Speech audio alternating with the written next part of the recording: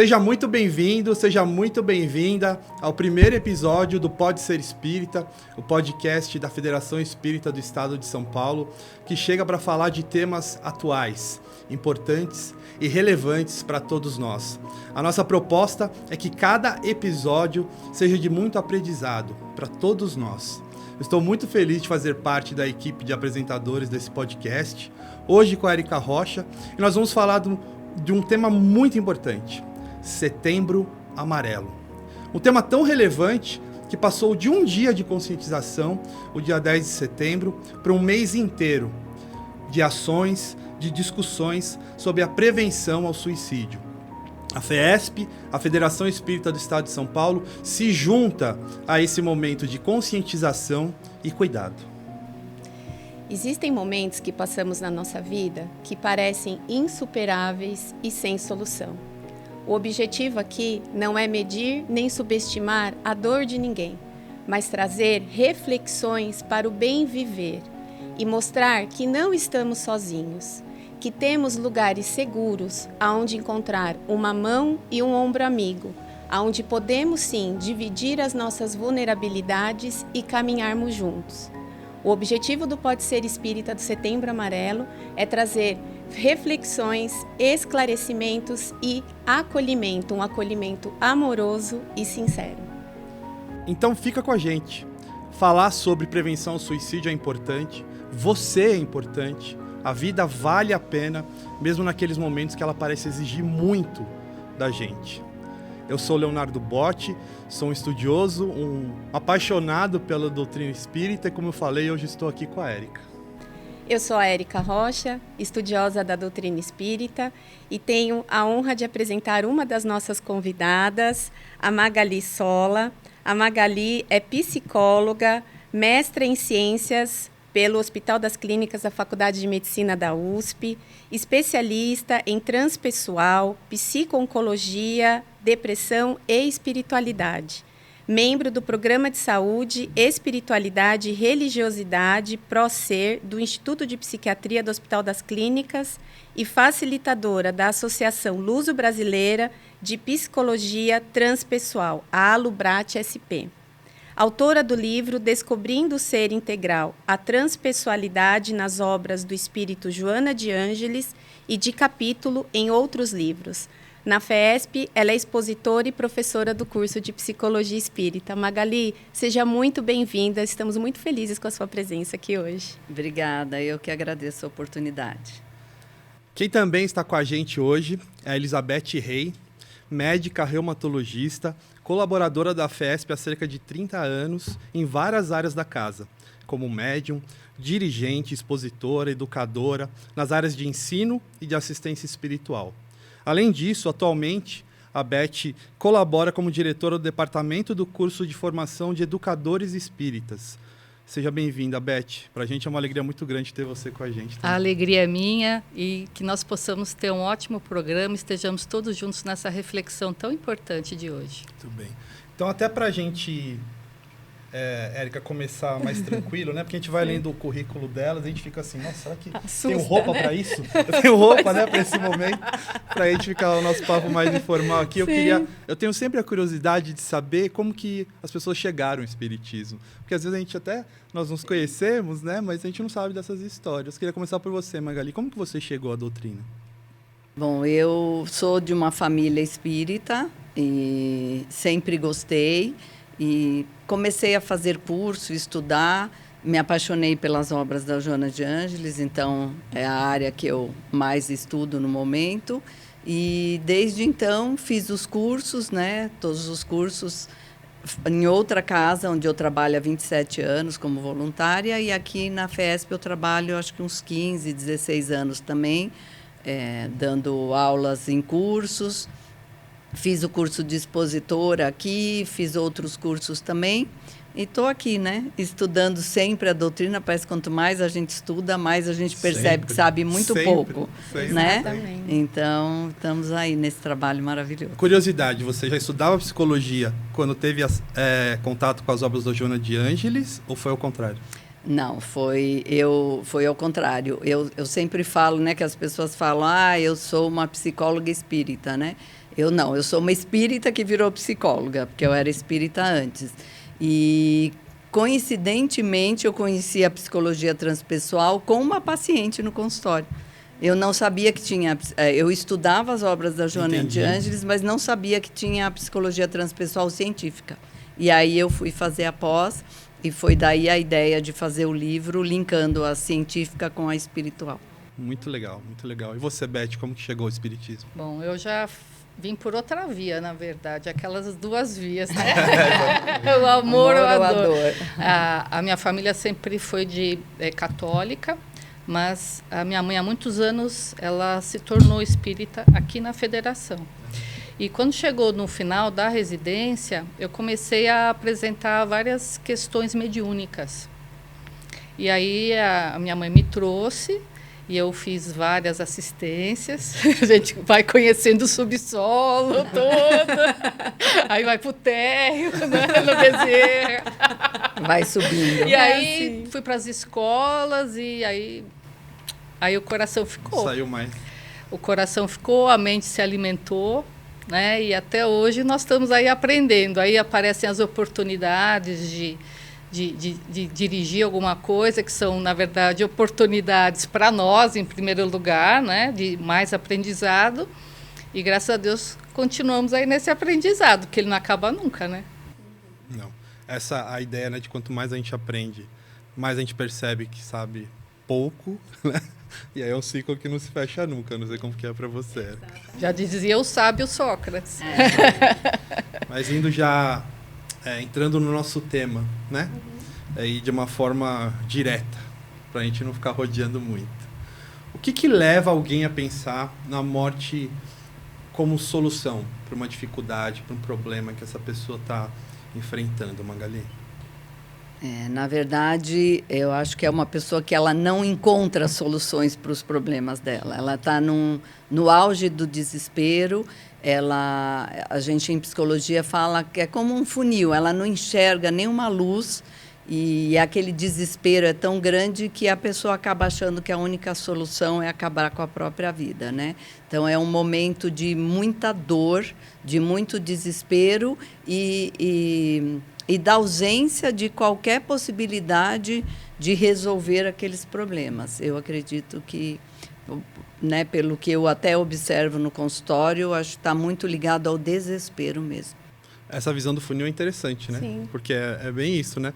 Se você olhar para o funil, você coloca, né, na abertura mais larga, você só vê o que está ali no ponto, e você, como você falou, a gente não vê a iluminação em volta. Achei muito interessante essa É uma dor comparação. tão profunda, né, pessoal, que distorce a percepção da realidade. Então, a pessoa, ela não vê uma saída outra.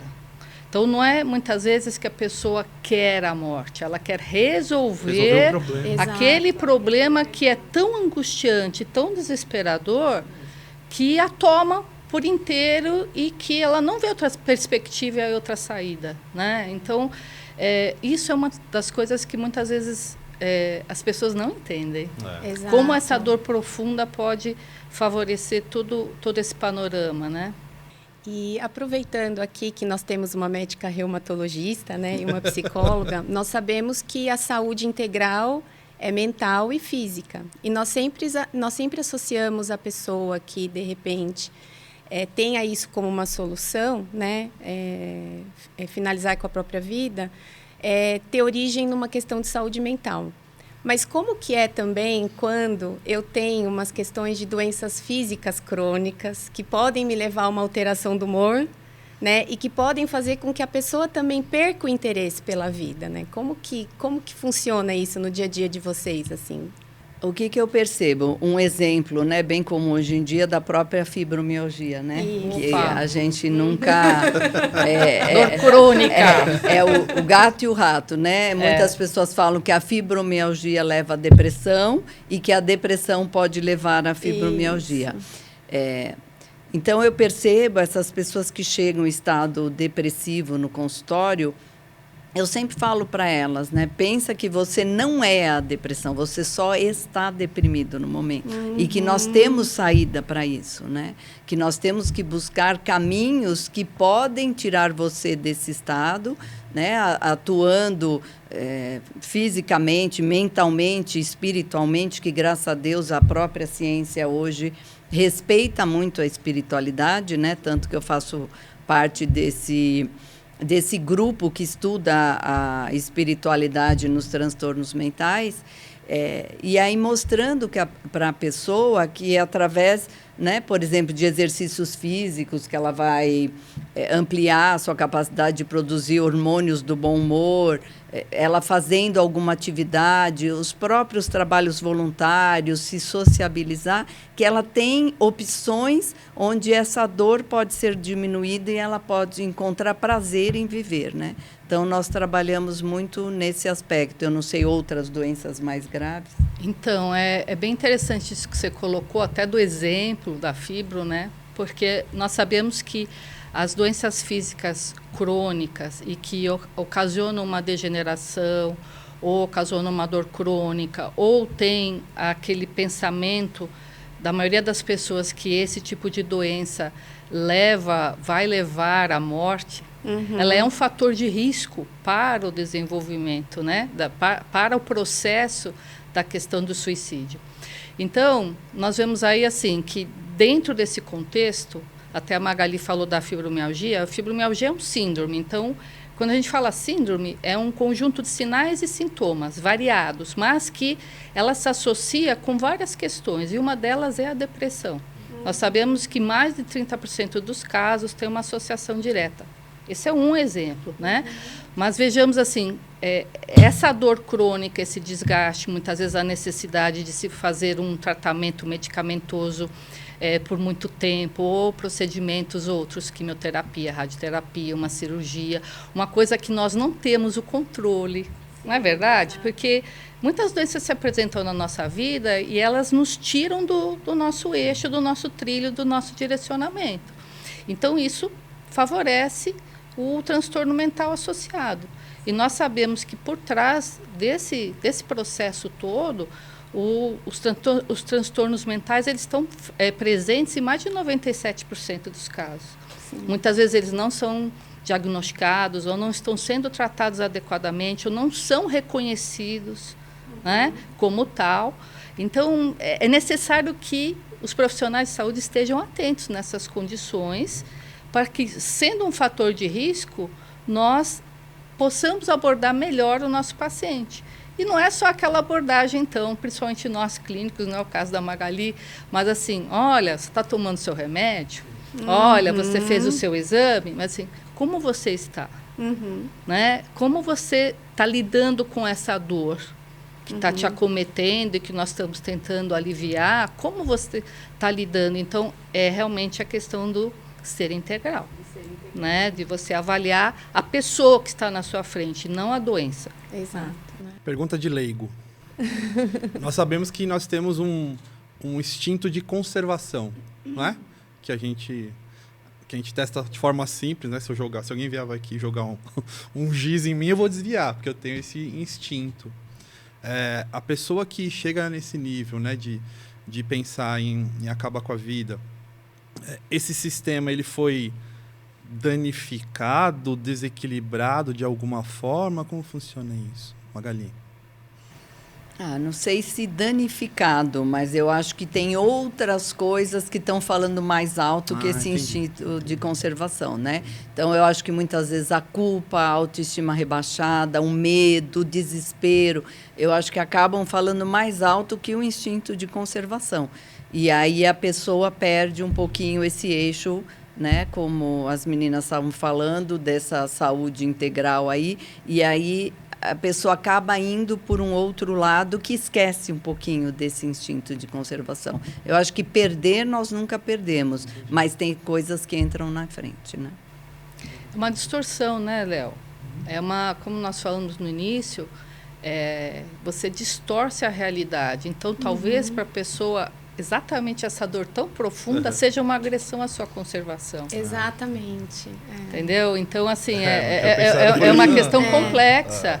Porque, obviamente, cada um tem traz, né, os seus predisponentes, e nós sabemos que são os predisponentes que nós conseguimos medir ou estudar materialmente, mas também traz as suas questões espirituais em relação a tudo, né? A forma como nós apresentamos, a forma como nós lidamos com as dificuldades da vida, como nós vemos a vida. E assim... acredito que essa dor ela é uma dor que só aquela pessoa pode vocalizar. Exatamente. Mas nós não conseguimos senti-la, mas podemos entendê-la, acolhê-la e buscar aliviá-la. Sempre. A pessoa que está com ideação suicida, ela pede ajuda de alguma forma antes de cometer o ato? Então, a gente estava conversando, Érica, antes de começar, se você puder trazer o que você tinha pensado, né? Que acho que complementa o que a gente conversou antes de iniciar a gravação, né? Que você colocou para mim, que às vezes a gente tem uma ideia, né? Como você puder complementar. Porque, assim, ouvindo, né, o que vocês trouxeram, o quanto é importante esse tipo de diálogo para tirar os estigmas, né? Os tabus a respeito, não é? Porque realmente entra no âmbito de julgamento e sem a gente poder mensurar o que cada um está passando. Mas, quando nós falamos de uma pessoa que tem a ideação suicida, que foi o que a gente estava conversando antes de começar a gravação, nós pensamos sempre naquela pessoa que está numa apatia, ela não levanta da cama, ela não toma banho, ela está ali como se fosse numa inércia, numa inação. E nós vemos que não é bem assim. Muitas estão numa apatia, mas elas estão vivendo, né? Elas estão trabalhando, elas estão estudando. Então, como que nós podemos, quais são os sinais? Se existem. Se é que existem, que eu posso olhar e dizer assim, deixa eu dar uma olhadinha aqui, né? E essa pessoa precisa de ajuda. E se eu perceber que sim, como que eu abordo? Porque nem sempre a pessoa vai receber a nossa ajuda de uma forma tranquila, né? Porque às vezes nem ela está se percebendo, não é verdade? Então, é isso, né, que nós tínhamos colocado. Então, eu acredito, pelo que a gente estuda, e depois a Magali pode complementar melhor, que ela vivencia isso diretamente, essa questão de que, assim, isso é um processo, como nós falamos, então tem etapas. A pessoa não começa, de repente, a pensar nisso.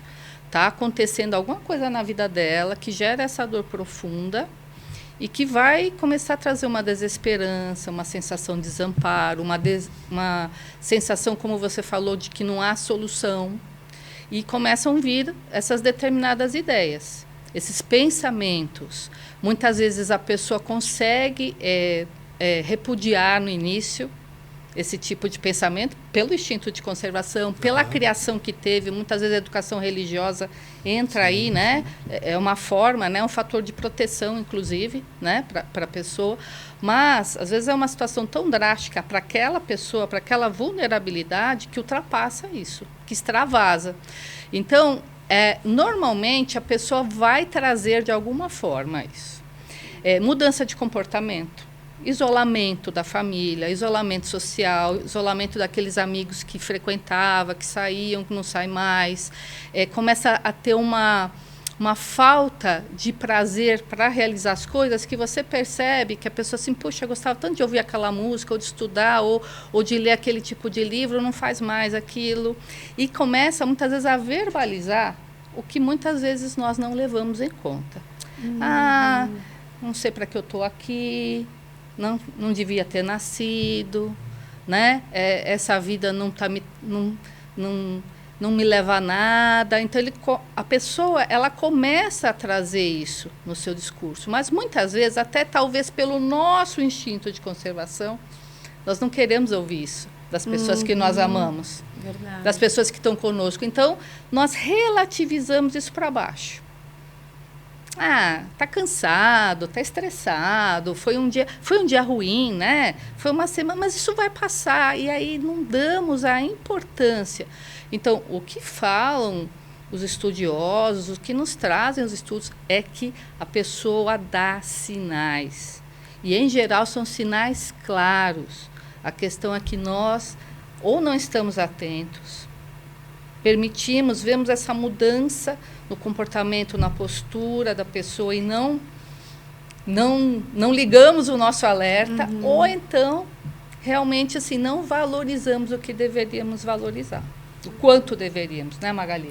Eu acho que até o problema maior é que, como você falou, a estigmatização, né? A pessoa, não vamos falar no assunto para não instigar, não levantar, né, essa vontade. É um erro, né? As pessoas têm que falar. Eu sempre falo que os consultórios de psicologia estão lotados porque as pessoas não se ouvem. As pessoas falam, mas os outros não ouvem o que ela está querendo dizer realmente, né? Então, não tem aquele ouvido atento.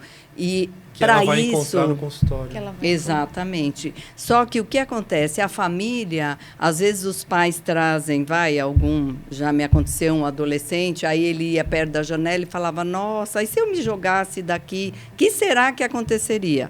Óbvio, ele estava me falando, a minha vontade é me atirar pela janela. Quando eu chamei os pais, imagina, não tem. Por quê? Porque não tinha diálogo. E os pais, mas eu tento falar com ele, ele não fala. Não é na adolescência. O diálogo começa de pequeno.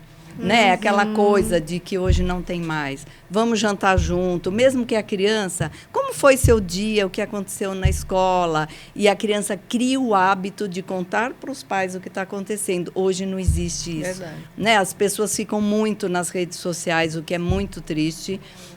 Não só porque evita o diálogo, como também acaba instigando a inveja. Como a minha vida é inútil, olha o que todas essas pessoas fazem. Então, as redes sociais, elas estão gerando um outro problema, a tecnologia, o avanço, muito interessante, só que está passando do ponto. E os adolescentes não sabem como lidar com isso.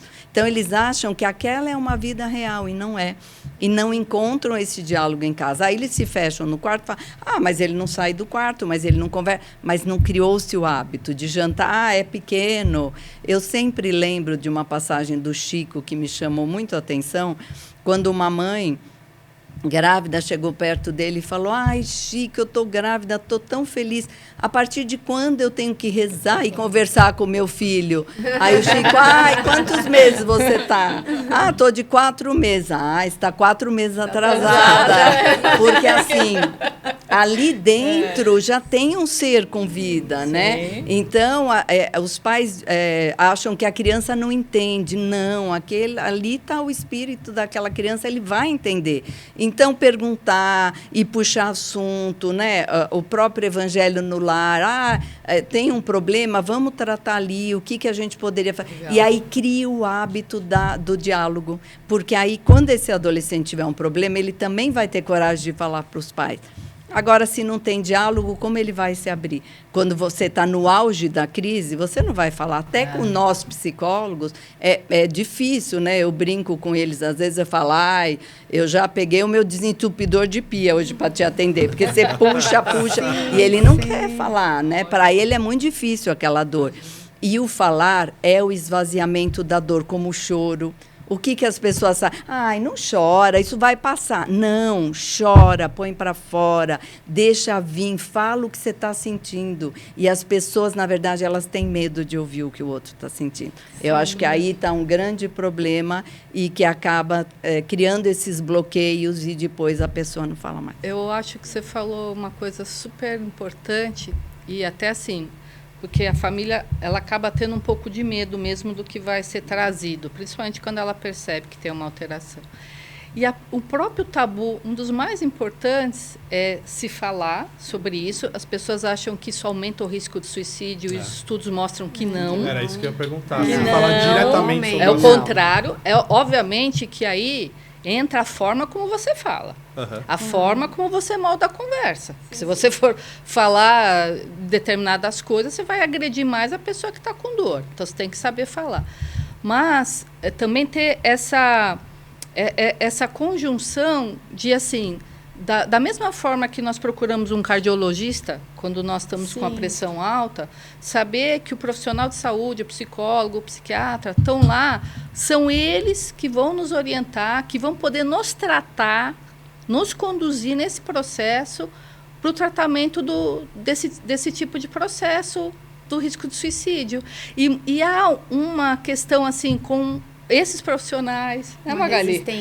Uma resistência com os medicamentos, quando é necessário, com a terapia, como se isso, na verdade, fosse contrário ao auxílio. E é algo que, muitas vezes, adia o início do tratamento e põe aquela pessoa em maior risco da tentativa, porque ela não está sendo tratada, ela não está sendo orientada, ela não está sendo escutada, como é devido por um profissional que está habilitado para fazer isso, né? Sim. Eram duas questões que eu tinha, exatamente. Se falar diretamente, né, sobre o suicídio, sobre o assunto, que é um tabu mesmo, né?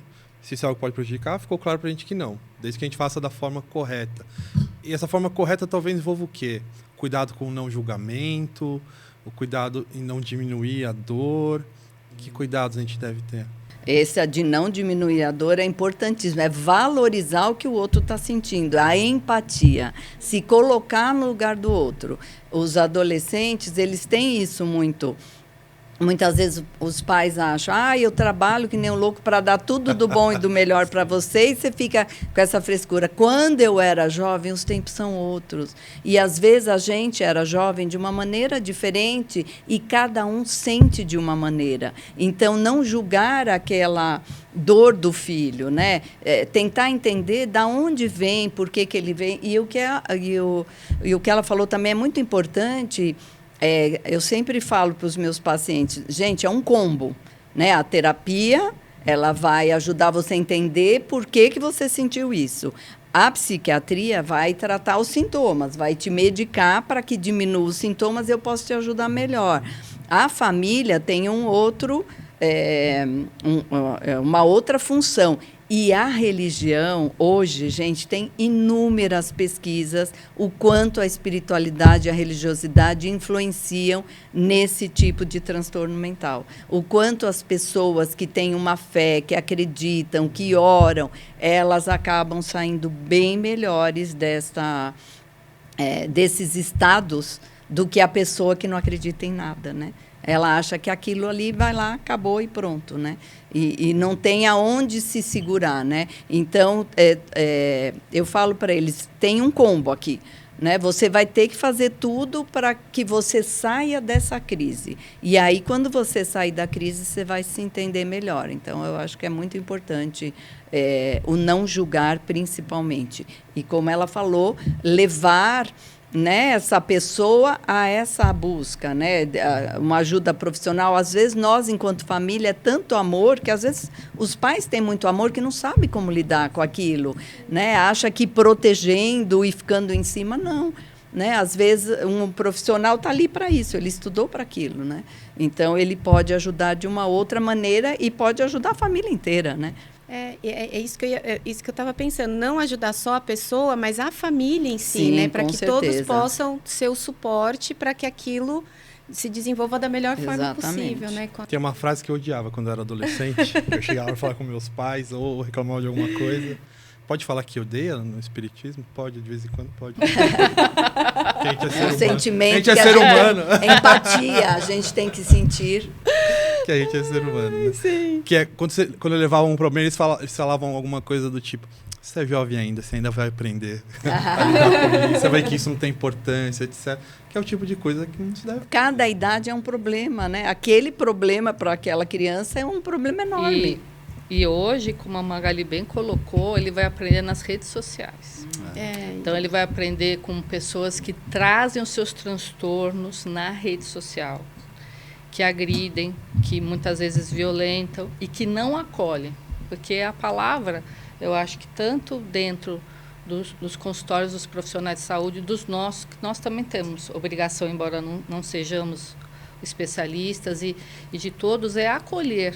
Porque cada um é que sabe a sua dor, cada um é que sabe o quanto aquilo lhe está trazendo de desconforto, de inviabilidade diante dos seus projetos, que lhes tira a esperança.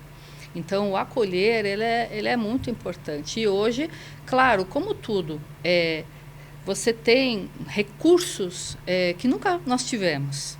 Puxa, é fabuloso. Você pegar um celular, você faz um monte de coisa. Ele é um mini computador que você tem acesso o tempo todo. Sim. Mas nós temos que saber discernir o que é bom e o que não é. O que nos convém e o que não nos convém, como diria o apóstolo Paulo. E a criança e o adolescente, eles não têm ainda uma ideia de tudo que lhes convém. Não tem ainda uma base consolidada para isso. Então, se ele não aprende em casa, não vai para um profissional adequado, vai ser outro na rua.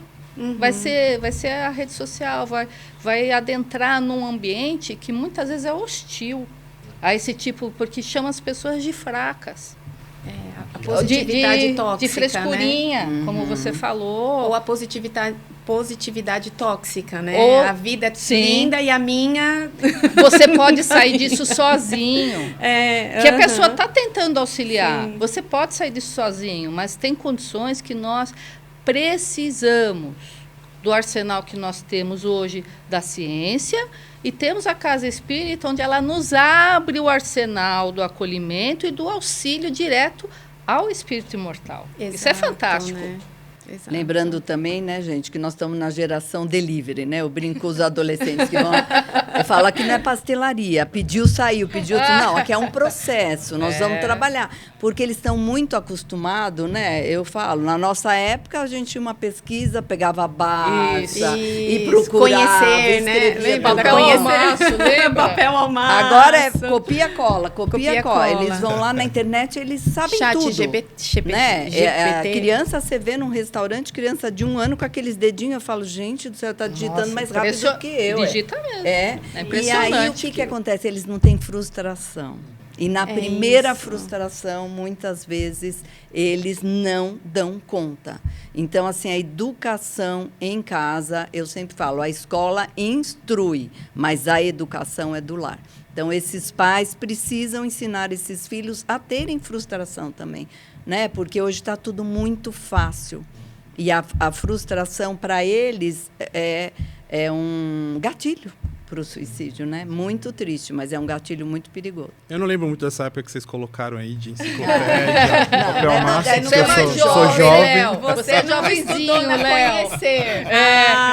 Fazia resumo ali, ó, no punho, ó. Prova do memória. Tô brincando. Lembra? Cheirinho de álcool. Eu tinha aqui na biblioteca fazer trabalho. Isso aí. Uma vez a gente recebeu eu peço desculpa que eu não vou lembrar o nome dela, mas uma psicóloga num evento com os jovens aqui na federação. E ela falou que quando alguém chegava no consultório dela com algum transtorno, era especificamente da depressão, ela falava, que aquilo para ela, com muitas aspas aqui, era uma alegria. Porque quando a depressão vem é porque alguma coisa está vindo à tona, e vindo à tona isso pode ser tratado. E como a gente tem tanta estigmatização, né? Tá mudando bastante, assim, já era muito pior, eu acho, antes, né? A questão de você procurar auxílio para a saúde mental antes era pior, né? Visto, você vai no psicólogo, psiquiatra, você é louco, né? Colocou de uma maneira São muitos séculos, né? Dessa bem mensagem. Simples, isso vem mudando, obviamente, mas para ajudar a tirar essa estigmatização. Faz sentido isso? Quando o problema chega, é bom porque ele está vindo à tona, porque isso está ficando disponível para ser tratado? Sim, todo e qualquer problema ou sintoma é um gatilho de algo que está por trás. Sim. Né? Por isso que eu falo. Função, tem essa assim como na medicina. O que é a dor? Ela é um alerta para você ir no médico e resolver aquele problema de saúde. A dor emocional é igual. Ela é um alerta para aquilo não se agravar.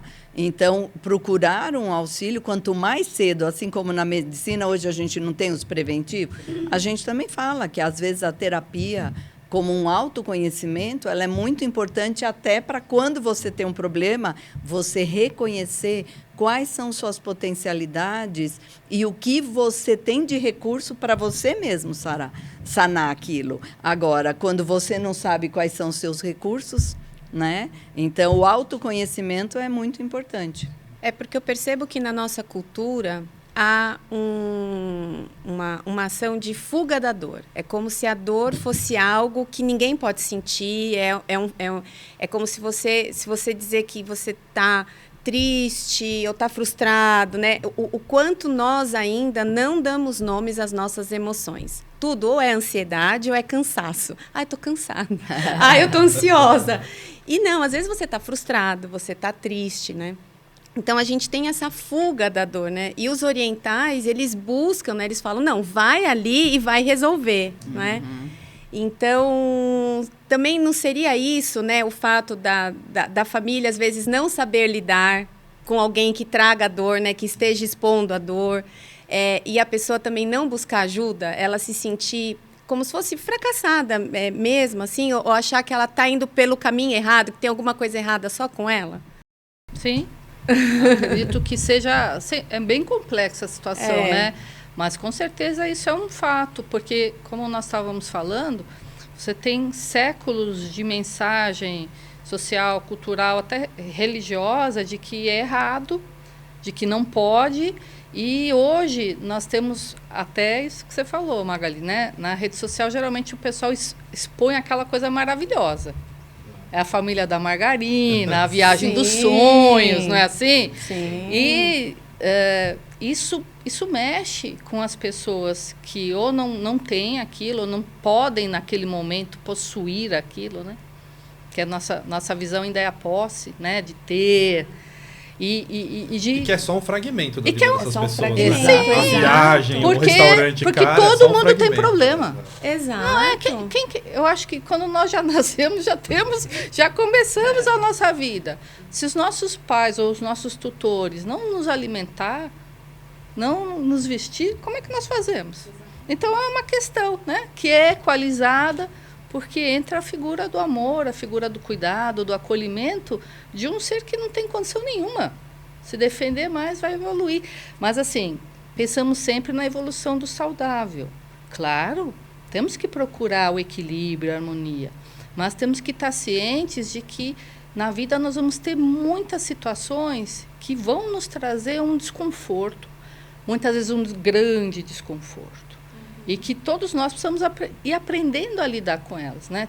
E adquirindo, por exemplo, essa capacidade da resiliência, que é essa qualidade que faz com que nós possamos enfrentar os problemas sem desabar de uma vez. É claro que nós ficamos tristes, frustrados, podemos chorar, é normal procurar um amigo para desabafar, mas seria tão bom que dentro da nossa família a pessoa pudesse vocalizar isso, pudesse trazer, e que nós, exatamente, talvez até, Érica, estou pensando agora, talvez como pais, tutores e responsáveis, se aquela criança, aquele adolescente, aquela pessoa está com dor, é que eu estou falhando.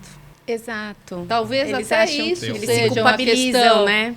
Uhum. Eu, como mãe, como pai, como tia, como avó, estou falhando, talvez, porque com certeza hoje todo mundo aparece sorrindo. E não é verdadeiro. Tá? Então, tudo isso, a pessoa que está nesse processo, ela perde. Uhum. Esse senso de realidade. Olha só, então ela está vendo o contrário. Só ela é infeliz, só ela não resolve, só ela não consegue. Exato. E, como a Magali falou, na verdade, ter condição, mas aí a pessoa precisa se equilibrar para olhar para dentro dela e ver o quanto ela tem potencial. Todas as virtudes, as qualidades que ela já adquiriu, porque todos nós temos virtudes e temos limitações a vencer. Exato. E é um trabalho que nós estamos fazendo aqui, né? E sabemos pela doutrina que nós fazemos isso, estamos fazendo e fazemos por muito tempo. Não é Exatamente. isso? Esse aprimoramento que é uma dádiva. E a vida é uma grande dádiva de nosso Pai a todos nós, né? Sim, com certeza. Falando em doutrina espírita. Pois já né? pegando o gancho, né? Pegando o gancho. Qual que é a visão do espiritismo, né, para quem está vendo a gente, sobre o suicídio? Porque, de alguma forma, a gente está antecipando, né, o final de uma encarnação dentro da visão espírita. Então, o que o espiritismo, começando lá nas obras de Allan Kardec, nos diz sobre o suicídio? Eu acho que tem muito a ver, né? Às vezes as pessoas leem e interpretam de uma maneira radical, né? Tem um exemplo de Kardec que eu acho muito sábio, né? que ele fala que é como uma árvore que a gente fosse lá e arrancasse um fruto ainda verde, né? Que ele não amadureceu. Então, essa vida, ela é interrompida. Mas no espiritismo, gente, não tem uma regra. Ele fez isso, acontece aquilo, né? A pessoa lê e acha que é aquilo. Eu sempre falo, não. Depende da intenção, depende do momento. Se a pessoa tem um transtorno mental que levou ela a fazer isso. E a doutrina, ela é sempre consoladora. Mesmo que nós errarmos, que qual de nós não erra, né? A gente pode não se matar, mas a gente erra em um monte de outros aspectos, né? Que a minha família não me ouça, né? Claro. Porque lá em casa a gente sempre, né, para exemplificar, a gente está sempre bem. Mas a gente erra pra caramba, né? E quando a gente erra, a gente sempre tem a oportunidade de refazer. O próprio pecado da época de Jesus, que um dia eu aprendi, que como aquela língua hebraica era muito pobre, o pecado era um alvo. Quando você peca, é que você errou o alvo, mas você tem chance de atirar até você acertar. E o erro é isso, o erro ele nos ensina, ele faz a gente crescer. Então, a gente também tem que ensinar essas crianças desde pequeno que errar é normal, faz parte do nosso aprendizado, né? Que é muito importante. E a doutrina vai acolher sempre e nos mostrar um novo caminho.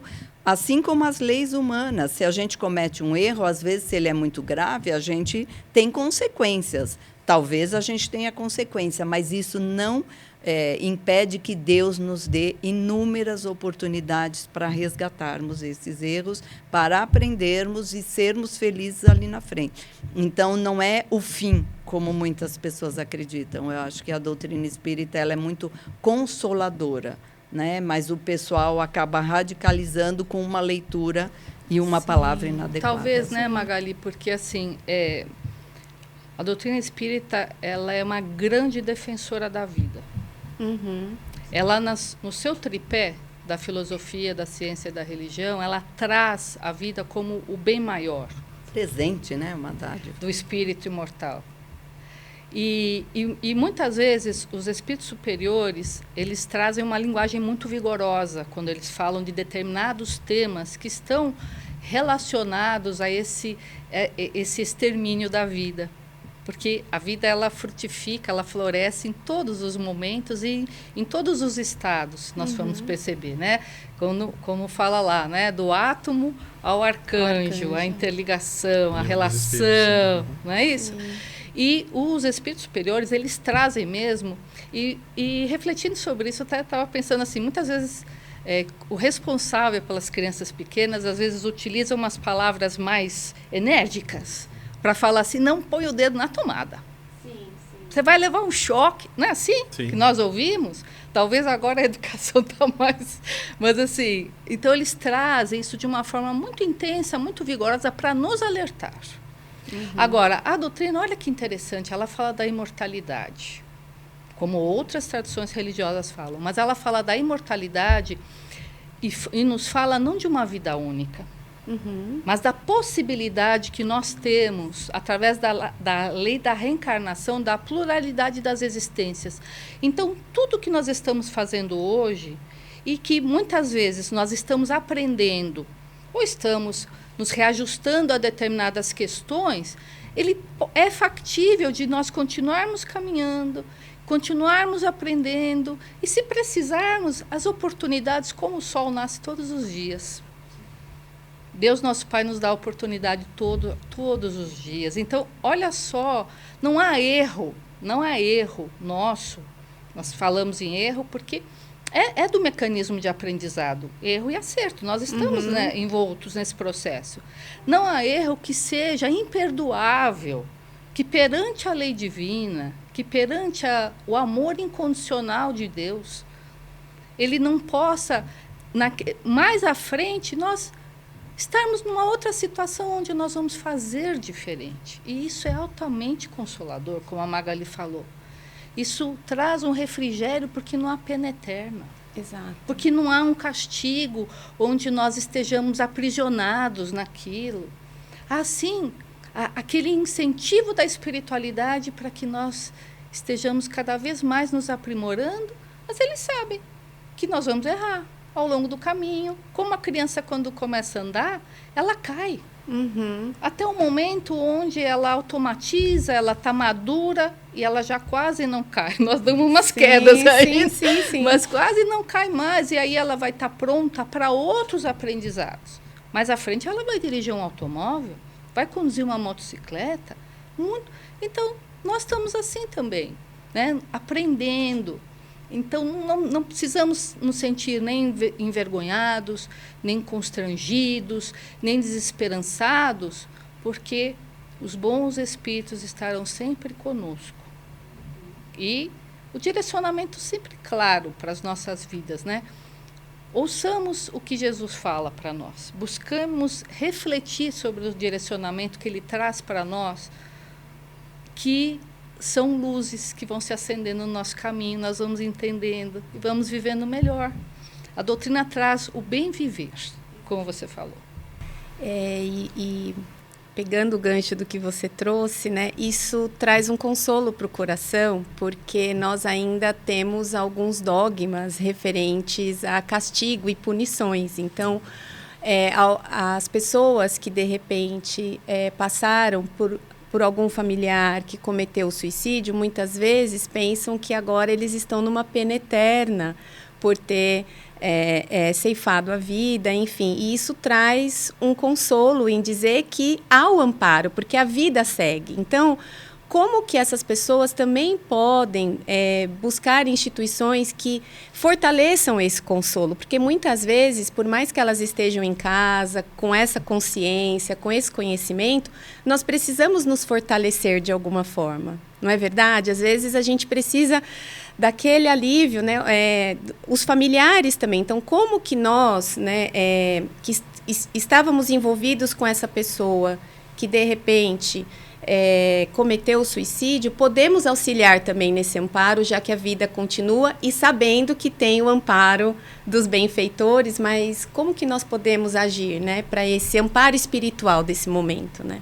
Ai, gente, eu acho que o principal, né, a casa aqui tem várias assistências, mas eu acho que a prece, né, e Jesus, o que ele falava para todo mundo quando ele ia curando? Vá e não peques mais, né? Siga o seu... Jesus nunca julgou e nunca colocou o dedo em ninguém. Quem somos nós para julgar alguém que teve um ato desse, né? Então, assim, se nós somos cristãos verdadeiramente, a gente sabe que o Pai é extremamente amoroso. E se nós orarmos e pedirmos por aquele ente que se foi, para que ele se ilumine mais rapidamente, as nossas preces vão chegar. Jesus nos ensinou, pedi e obtereis, batei e abrir-vos-á, né? E aqui na casa mesmo, nós temos algumas assistências específicas, né, para o suicídio e até para depressão e bipolaridade, que tem uma ideação de suicídio muito grande, onde eu tive a oportunidade de fazer esse mestrado lá no HC, mostrando quanto essas assistências, esses esclarecimentos através da palestra, do passe, da água fluidificada, fazem com que as pessoas despertem e acabem encontrando esse consolo. Então, na minha pesquisa, apesar do meu N ser pequeno, deu 98%. Que é o seu N? O N é o número de entrevistados, né? Deu 98% de que as pessoas fariam de novo e que elas se sentiram acolhidas nesse momento e muitas delas conseguiram sair da depressão, né?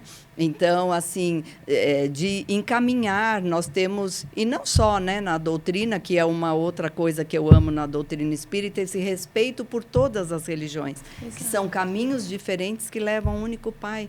Então, assim, não precisa necessariamente ser aqui dentro, né? Mas que encontre esse caminho da religiosidade, da espiritualidade, que leve a Jesus, e se tiver oportunidade, porque até na minha pesquisa também tinham várias pessoas que não eram espíritas, mas que vinham aqui para fazer esse tratamento e indicariam, repetiriam e que acharam que aquilo trouxe muito alívio para suas dores, né? Então, procurar essas assistências é muito importante. Acho que a Casa Espírita está sempre com as portas abertas a aqueles que necessitam. E, obviamente, nós estamos falando de uma dor muito profunda, né?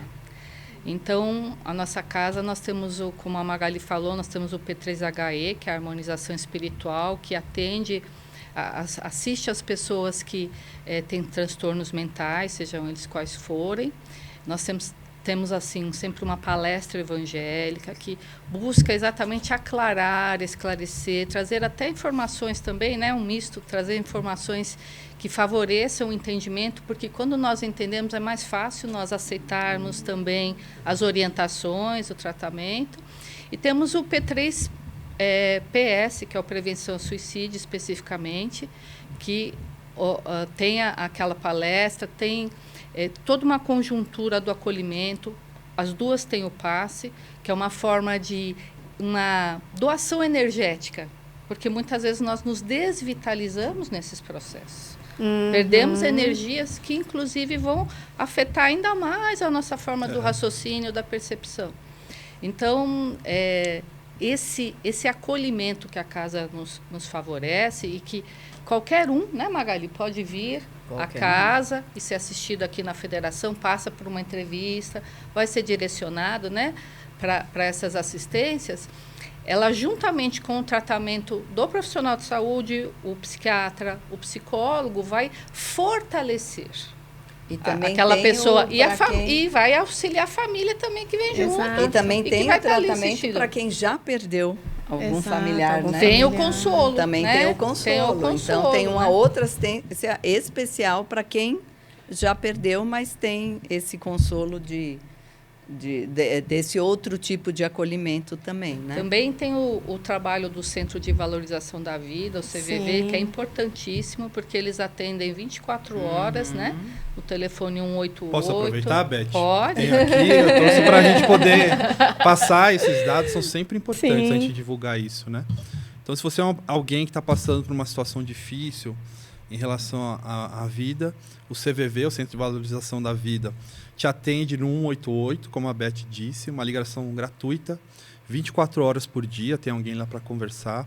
Tem o site, que é o cvv.org.br, que eu vi lá, que tem um chat que funciona online, né? Tem uns horários lá, explica direitinho os horários por dia que o chat fica disponível.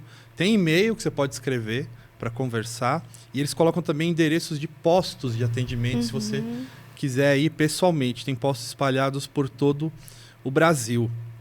A federação tem, além das assistências, né, que a gente pode acessar passando pelo nosso departamento de orientação e encaminhamento, que fica aqui na Maria Paula, no centro de São Paulo, tem um atendimento fraterno também por telefone, que é de segunda a sábado, se quiser anotar.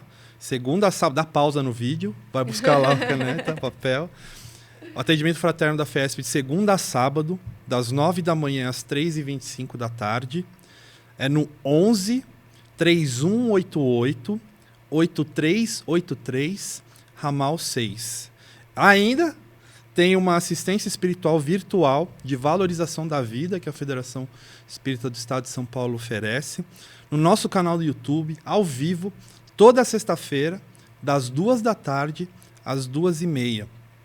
Então, são alguns caminhos que a gente tem, que a gente oferece com o CVV. Aqui na Federação existem outros, obviamente, para auxiliar quem está vivendo esse momento. Léo, se você me permite, claro. É bem importante ressaltar que não precisa ser espírita para vir a nenhuma casa espírita. Para você ter acesso a esse amparo das assistências, da assistência virtual, do atendimento fraterno, acolhemos a todos, né? E que também nós temos os grupos de interação social da FESP, que é o grupo 60+, que ajuda muito, né, nessa fase, né, da terceira idade, que fica muito solitária muitas vezes.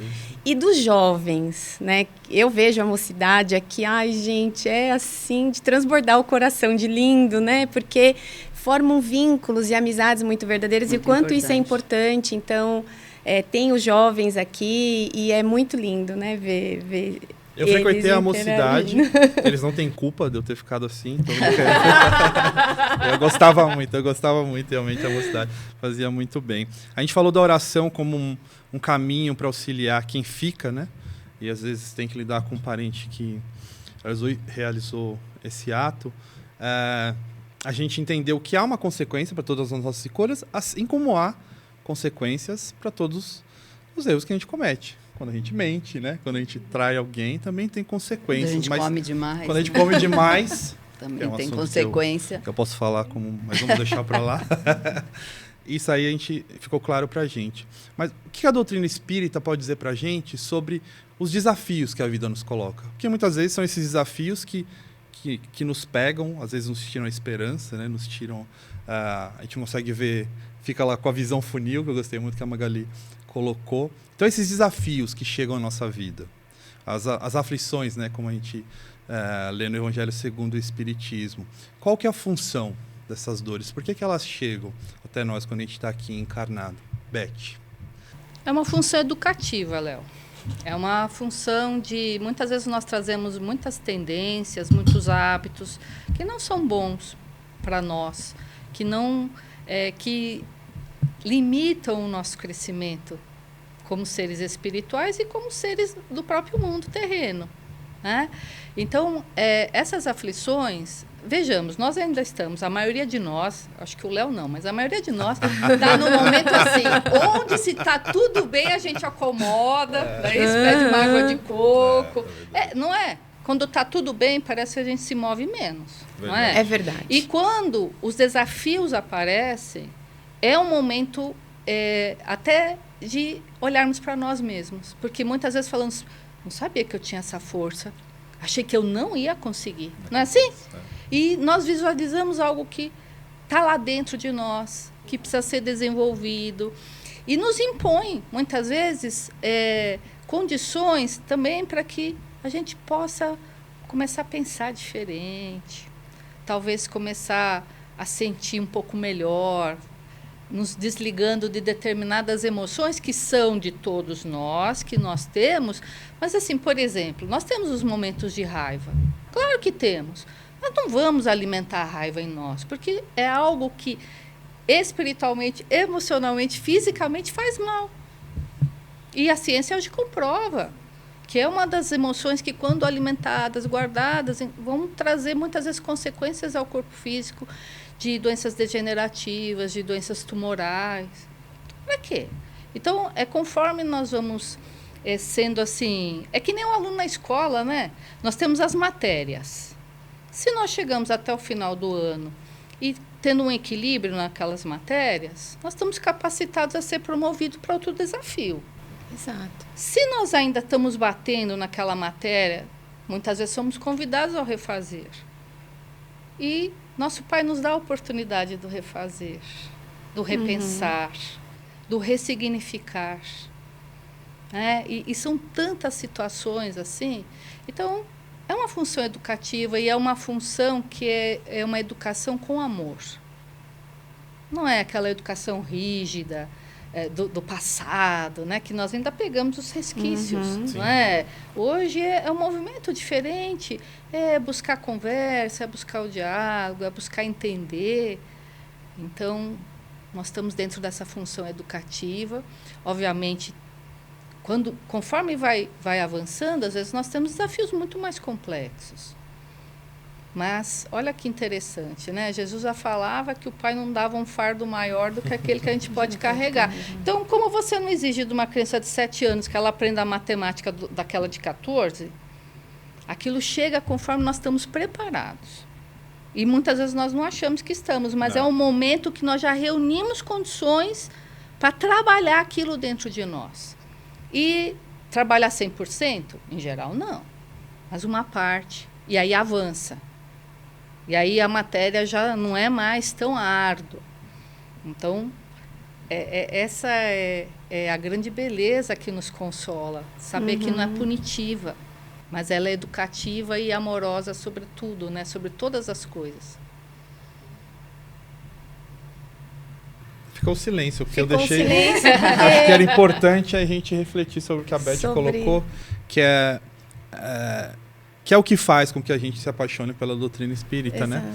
Apresentar esse Deus amoroso, misericordioso, e que vai dar quantas chances forem necessárias para a gente reparar os nossos erros, fazer de outra forma. A nossa cultura, que já foi muito também com essa visão, né, que não pode errar, porque tudo tem um castigo, já mudou. Você vai... A cultura corporativa hoje incentiva a tolerância ao erro, por exemplo. Né? Já enxergando que não existe bom, né? Esse tipo de...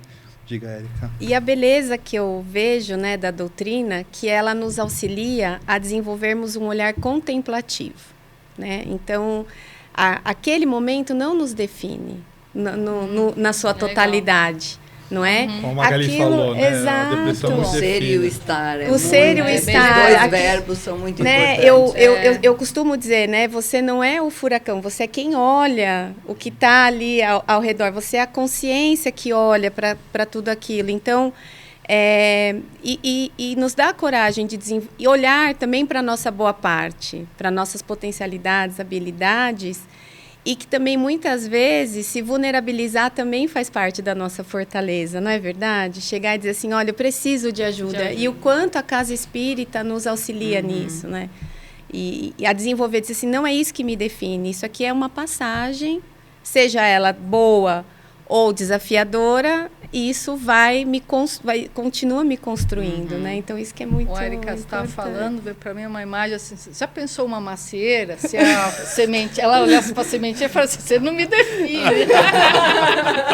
Mas está ali toda a potencialidade para aquilo um dia aparecer e dar aquele fruto saboroso e usufruir tanto daquela beleza e daquele fruto e das folhagens e da sombra. Então, eu acho que vocês colocaram muito bem isso, né? Essa questão de que todos nós já fomos piores do que somos hoje. Sim. E a nossa destinação é cada dia nos tornarmos melhores.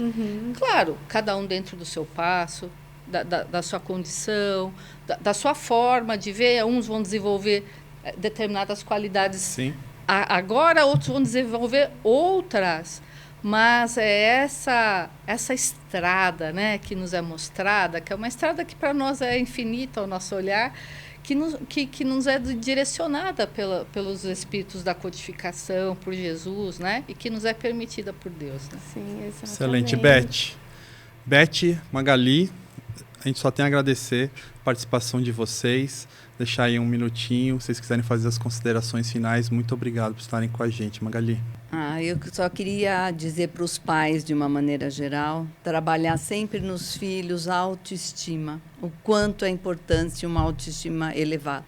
Porque nesses momentos de dor, a criança, o adolescente ou o adulto saber desse potencial inerente a ele é muito importante. Então, o elogio, não comparar um filho com o outro, cada um tem suas características e essas características é que vão ser fundamentais no momento de uma dor profunda. Obrigado, Magali.